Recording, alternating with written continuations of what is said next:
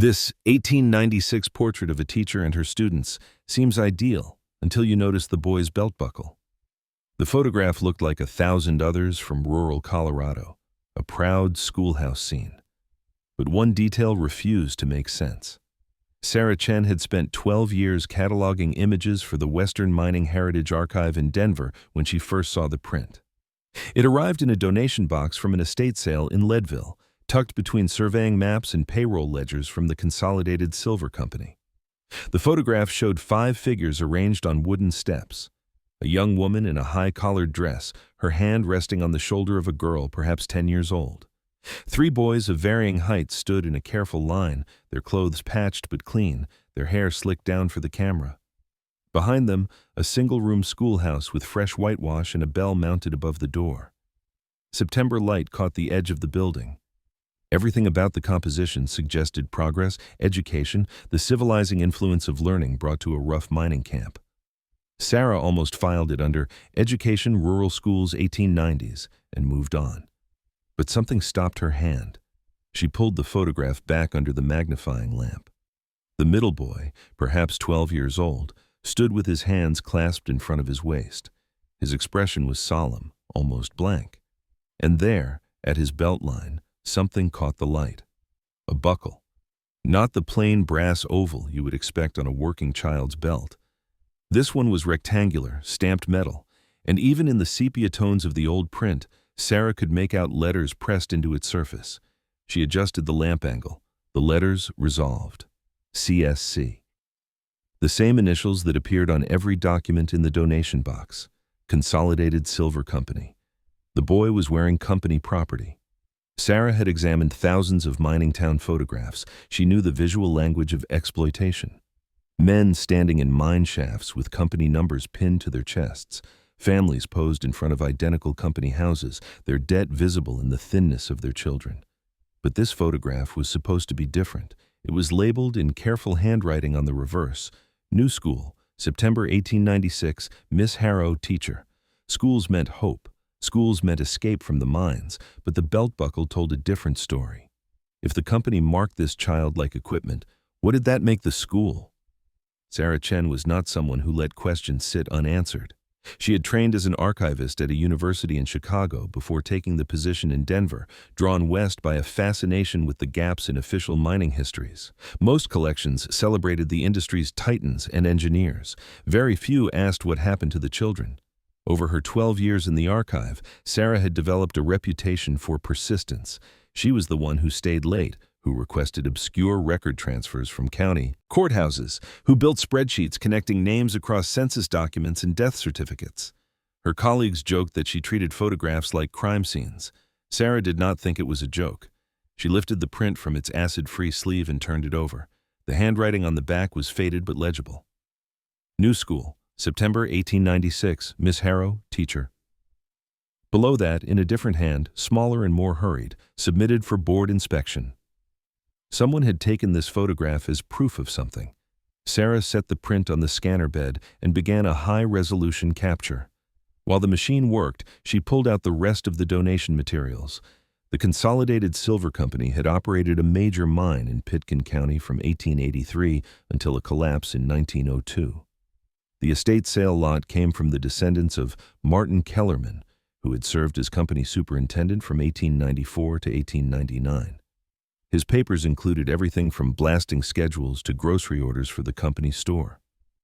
Somewhere in these documents, Sarah suspected, was the answer to why a schoolboy wore a company buckle like livestock. She began with the obvious. Colorado had passed compulsory education laws in 1889, requiring children between 8 and 14 to attend school for at least 12 weeks per year. Mining companies resisted, complaining that the law would cripple production in remote camps where every hand mattered. But by 1896, most towns had at least nominal compliance. Company records confirmed that the Consolidated Silver had funded construction of a schoolhouse in the settlement called Pitkin Flats in the spring of that year. Board minutes from April mentioned hiring a suitable teacher from Denver to instruct children of employees in reading, arithmetic, and moral conduct. Miss Harrow's name appeared on a payroll ledger. $20 per month, room and board provided. Sarah cross-referenced the 1900 census for Pitkin County. There she found Alice Harrow, age 24, birthplace Massachusetts, occupation teacher, living in a boarding house in the town proper. But by 1900, the school at Pitkin Flats had closed. Sarah checked death records, searching for children's names. Nothing unusual, no epidemic, no mine disaster that took families. The school simply vanished from documentation after 1897. She found one reference in a county newspaper from October 1897, a brief notice. The educational experiment at Pitkin Flats has concluded. Students have been absorbed into town facilities. Educational experiment. Strange phrasing. Experiments ended. Experiments could fail. Sarah reached out to Dr. Marcus Reeves, a historian at Colorado State who specialized in labor practices during the silver boom. She sent him a scan of the photograph, along with her notes about the belt buckle. He called her back within 2 hours. His voice on the phone was tight with recognition. He asked if she had seen any contracts in the company papers, anything about apprenticeship or educational advancement programs. Sarah returned to the boxes. It took 3 days of sorting, but she found it. A folder labeled Youth Initiative, 1895 to 1897. Inside were printed forms, dozens of them, all following the same template. Agreement for educational advancement at the top.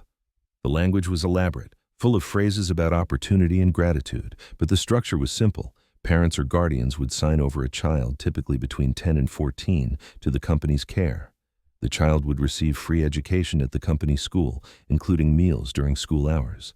In exchange, the child would work a half shift in surface operations, 4 hours per day, 6 days per week, light duties only, the contract promised, sorting ore, operating handcarts, assisting in the wash house. The term of service was 2 years. At the end, the child would be released with a certificate of education and a small wage bonus, $40, if behavior was satisfactory. The contracts were signed by fathers with immigrant names, mothers who marked X because they could not write. The company offered the program as charity, a way for poor families to ensure their children received schooling they could not otherwise afford. Dr. Reeves was silent for a long time after Sarah read him portions over the phone. Then he said something Sarah would not forget. He said these contracts were illegal. Child labor under the age of 14 was restricted in Colorado mines as of 1887. The restrictions had loopholes, and enforcement was weak in remote counties, but the law was clear.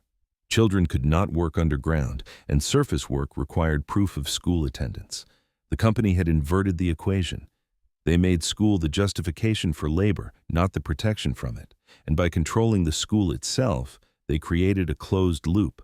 The children attended class, the company could certify attendance, and then the children worked. The belt buckle, Dr. Reeves said, was not decorative. It was identification. Every child in that program would have worn one, marking them as company wards. If a child tried to leave, or if a parent tried to withdraw them, the buckle proved ownership. Not legal ownership, of course, but the kind of ownership that mattered in a town where the company controlled housing, food, wages, and law enforcement. Sarah looked at the photograph again. The boy with the buckle stood in the center. His name, she now knew from the contracts, was James Novak. His father had signed him over in June 1896. James was 11. The contract listed his duties, hauling slag from the crusher to the dump carts, 4 hours per day. When Dr. Reeves asked if Sarah could find any record of how many children went through the program, she returned to the contracts. 47 names over 2 years, 47 children. Most were boys, but 8 were girls. Their duties included laundry, kitchen work, and packing blasting powder. The youngest was 9 years old. Sarah needed to see the place. She drove west from Denver on a Saturday morning in early autumn, the same time of year the photograph had been taken. Pitkin Flats no longer existed as a town. The mine had closed after the 1902 collapse, and the company abandoned its surface structures. The settlement decayed into the mountainside. But historical surveys gave coordinates, and Sarah had topographical maps. She hiked in from a Forest Service road. The schoolhouse was gone. Only a foundation remained, a rectangle of stacked stones slowly sinking into wild grass. The main mine entrance was sealed with concrete and rebar, a warning sign bolted to the rock.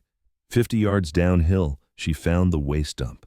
Over a century, rain and erosion had softened the slag heaps into low ridges. Bits of metal still surfaced in the dirt: nails, wire, a rusted buckle. She picked it up. The initials were gone, eaten by corrosion, but the shape matched: rectangular, stamped steel. She put it in her pocket and sat on a rock overlooking the valley. From here, the children would have seen snow peaks in one direction and the drop to the river in the other. They would have walked this path twice a day: morning to school, then down to the workyards, then back up to the company housing after dark. She tried to imagine 11-year-old James Novak, his hands raw from hauling slag, sitting in a classroom with Miss Harrow afterward, trying to focus on arithmetic. The cruelty was in the combination. The company did not just steal childhood, it dressed the theft in the language of charity. Back in Denver, Sarah contacted an expert on company towns, Dr. Lena Sokoloff, who taught sociology at a university in Boulder. Dr. Sokoloff had written extensively on the mechanisms of control in isolated labor camps. When Sarah showed her the contracts, Dr. Sokoloff explained the logic. In a company town, everything runs through one entity: housing, food, medical care, even currency in the form of scrip redeemable only at company stores. Adding education to that system completed the circle. Parents depended on the company for survival. If the company offered schooling, parents had to accept the terms, even if those terms included labor. Refusal meant losing housing, losing work. The company could frame it as generosity. Look, we built a school. We hired a teacher. We are lifting your children from ignorance. The fact that the children paid for their own education with their bodies was hidden in the structure. Dr. Sokoloff pointed out that similar programs existed across the West during this period, though most were less formal. Mining and lumber companies often employed children in ways that skirted the edges of legality, relying on isolation and parental desperation. What made the Consolidated Silver program unusual was the documentation. They had written it down. They had photographed it. They had submitted it to a board for inspection. They believed they had nothing to hide. Sarah found more photographs in the company records, none as clear as the first, but enough to confirm the pattern. Another image from 1896 showed a line of children standing near the crusher. Small figures, bent forward, pushing carts loaded with rock. A third photograph, dated 1897, showed the interior of the schoolhouse. Rows of rough benches, a slate board on the wall, books stacked on a shelf, and there, barely visible in the corner, a row of hooks where something hung. Sarah used digital magnification. The hooks held belts, all of them with the same rectangular buckles. The children removed them during lessons, then put them back on for work. The system was so normalized that no one thought to hide it from the camera. She found Alice Harrow's name in another set of records, a letter written in September 1897 addressed to the company superintendent. Miss Harrow requested release from her contract. She cited health reasons, but the tone suggested something more. She wrote that she could no longer reconcile her duties as an educator with what she observed. She did not elaborate. The company granted her release. A note in the margin, in a different hand, said, "Program concluded per board decision. Costs exceed benefits." The school closed the following month. The children were transferred to the town school 3 miles away. But their labor contracts continued. Sarah found payroll records indicating that many of the same names appeared on work rosters through 1898 and 1899. Without the school as cover, the company simply employed the children directly, relying on lax enforcement in a county where the company owned most of the officials. Sarah traced what she could of the children's later lives. James Novak appeared in the 1910 census, age 25, occupation minor, living in a boarding house in Leadville. He married in 1912, 3 children. He died in 1931 from silicosis, a miner's disease caused by inhaling rock dust. His lungs had been damaged over decades underground. Dr. Reeves helped Sarah understand the full trajectory. A boy entered the program at 11. He worked surface operations, which meant constant exposure to silica dust from the crusher. By 13, he was experienced enough to be hired for underground work, where dust levels were even higher. By 30, his lungs were failing. The educational program did not lift him out of the mines. It trained him for a lifetime inside them, and it started when he was too young to consent, binding him to the company through a system designed to look like opportunity. Sarah compiled everything into a report: photographs, contracts, correspondence, census records, medical data. She presented it to the director of the Western Mining Heritage Archive, a man named Robert Taine, who had held the position for 15 years. He read the report over a weekend. When they met on Monday, he looked tired. He asked Sarah what she wanted to do with the material. She said it should be exhibited. The public needed to see how company towns functioned, how systems of exploitation hid behind charitable language. Robert reminded her that the archive's largest donor was a foundation established by descendants of Colorado mining families. The foundation's board included a great-grandson of Martin Kellerman, the superintendent whose papers had contained the contracts. Putting this material on public display would be, Robert said carefully, complicated. The conversation moved to a conference room. 2 other senior staff members joined, along with the archive's legal consultant. They projected the photograph of Miss Harrow and the children onto the wall. The belt buckle was clearly visible. Sarah walked them through the contracts, the labor records, the trajectories of the children's lives. One staff member, an educator herself, looked shaken. Another, a man who had worked in mining archives for decades, argued that the program, while troubling by modern standards, was not unusual for its time. Child labor was common. Many families depended on children's wages. Was it fair to judge the company by contemporary values? Sarah countered that the program was illegal even by 1896 standards. Colorado had child labor laws. The company violated those laws and disguised the violation as education. That was not a question of changing values. That was fraud. The legal consultant pointed out that the archive had no obligation to suppress the material, but also no obligation to highlight it. The documents could remain available to researchers without being featured in public programming. Robert asked what the foundation's response might be. No one knew. But the risk was real. The foundation provided 30% of the archive's operating budget. If they withdrew support, staff positions would be cut, acquisitions would stop. The debate circled for 2 hours. Sarah argued that the archive's mission was to preserve and interpret history, not to protect donors from uncomfortable truths. The children in that photograph had no power when it was taken. The archive had the power now to tell their story correctly. Wasn't that the point? One of the senior staff members, a woman named Joan Herrera, agreed. She said the archive could not function as a public institution while operating as a private memory keeper for wealthy families. If the foundation pulled funding, they would seek other donors. But suppressing the truth was not an option. Robert made the decision that afternoon. The archive would move forward with an exhibition built around the photograph and the contracts. They would contact descendants of the children, if any could be found. They would invite scholars to contribute interpretive essays, and they would reach out to the foundation before the exhibition opened, presenting the material as an opportunity to acknowledge a difficult history rather than cover it. Robert said he could not guarantee the foundation would respond well, but Joan was right. The archive's credibility depended on this kind of honesty. Sarah spent the next 6 months developing the exhibition. She worked with a designer to create a timeline showing the arc of the Educational Advancement Program from its launch in 1895 to its quiet termination in 1897. The centerpiece was the photograph of Miss Harrow and the students, enlarged to 4 feet wide, with the belt buckle highlighted in a detail panel. Beside it, they displayed one of the original contracts, James Novak's, with his father's signature at the bottom. Sarah had found census records for 3 more of the children. One, a girl named Rose Kowalski, had moved to California in 1910 and lived to age 73. Her granddaughter, located through genealogy databases, agreed to provide a statement. She said her grandmother rarely spoke about her childhood in Colorado, but once mentioned working in a mine as a girl. The family had assumed she meant cooking or laundry. Now they understood it had been more than that. Rose had packed blasting powder. She had been 10 years old.